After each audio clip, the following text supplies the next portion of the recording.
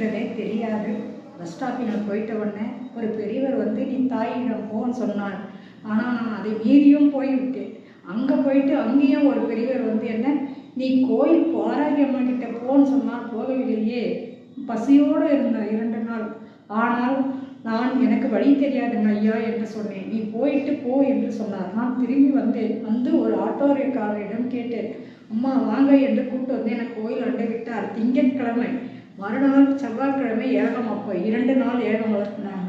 அப்போ வந்து தாயே என்னோட வீடு எனக்கு மீட்டு கொடுக்கணும், என்னோட பிரச்சனை தீரணும் அப்படின்னு என்று அந்த அம்மாயிடம் நான் கண்ணீரோடு கோரிக்கை வைத்துட்டு போனேன்.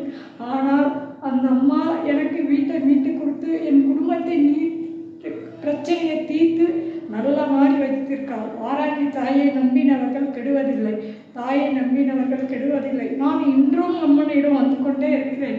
என்னோட பிரச்சனை இன்னும் கொஞ்சம் இருக்கு, அதையும் என் தாய் தீர்த்து விடுவார் என்று நம்பிக்கையோடு வருகிறேன். வாராகி தாயே நமோ, வாராகி தாயே நமோ, வாராகி தாயே நமோ.